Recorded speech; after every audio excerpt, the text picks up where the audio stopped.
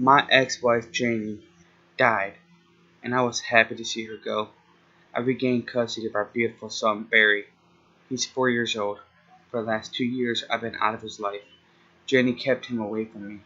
God only knows what poison she filled his head with. All her hatred of me spilling out of her lying mouth to make Barry despise his old man. But all that's over now. He's mine again, and he will love me soon enough. It was clear she said some terrible things to influence his perception of me. "Daddy's bad," Barry informed me one night. Tears filled my eyes. I clenched my son to my chest and whispered, "Your daddy is a good man, Barry. Your daddy will take care of you." I meant it. Although I hated him, he squirmed to get away. He was afraid of me. His mother poison still coursed through his veins. In early April, Barry seemed under the weather. I checked him out. He developed hives. I was overjoyed. This would be my opportunity to redeem myself with him. Once he saw how well I could take care of him, he loved me again. I thought back to his tiny hand clutching my finger moments after he was born. He loved me from the start. Then Jenny ripped it out of him. I seethed. I tucked Barry in and brought him his favorite toys. He didn't shrink away when I kissed his forehead. Progress! I stroked his hair while we watched his cartoons on Netflix.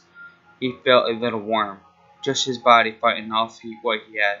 Nothing to worry about. Nothing Daddy's love couldn't fix. The next day, Barry's hives gotten bigger, and there were more of them too. I was concerned. I knew he had allergies. I kept the window to his room open all the time so he could get some fresh air. Maybe that was a bad idea. I didn't know he was so sensitive. From that point on, the window stayed closed. The days went by and Barry seemed to get worse. The hives were everywhere and Barry had very little energy.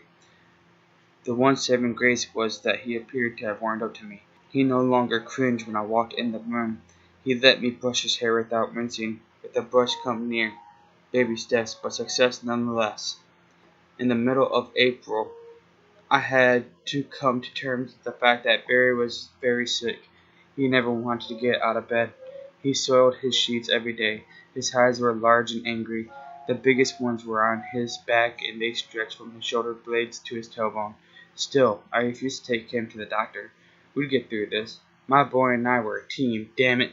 And if a father can't take care of his son, then what good is he? After I changed Barry's sheets, I decided it was time to give him a bath. I've always been reluctant to do this. I still didn't know the depths to which Janie had sunk to demean me. I worried she told Barry I'd take advantage of him. I wouldn't put it past her. I stripped Barry and brought him into the bathroom. I turned on the water and let it warm up.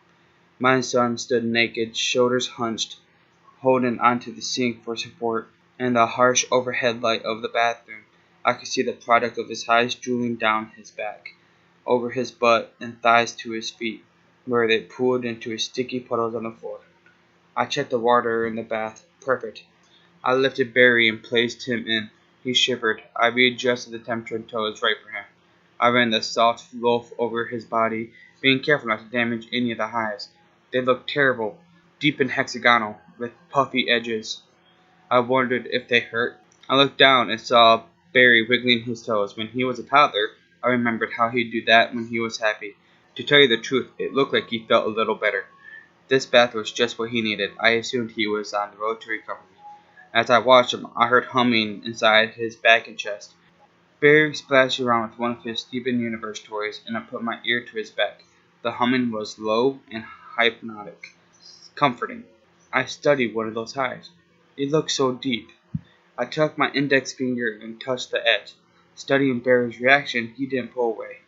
I pushed my finger inside up to the nail, being careful to read Barry's body language so I could stop if it hurt. No change. It went deeper.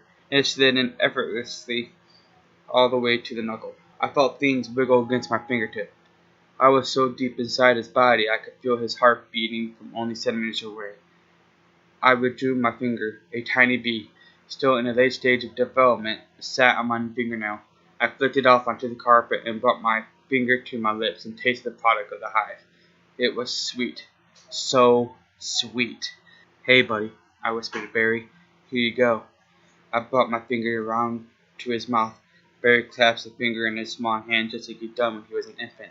Tears ran down my cheeks as he lapped the honey with his warm tongue. Good boy, I told him, my eyes leaking into the tub. You're a good boy, Barry. He ate the honey he made in his hives as I stroked his hair. No matter what happened after that point, it would be okay. I finally reconnected with my son, and the moment was sweeter than I could have ever imagined. Thank you for the extra subscribers, and if you guys want your name included in the next video, please put your name down in the comment section. Please like, subscribe, and favorite everything. Just do what you want. Today's going to be a great day, and I wish you a happy one.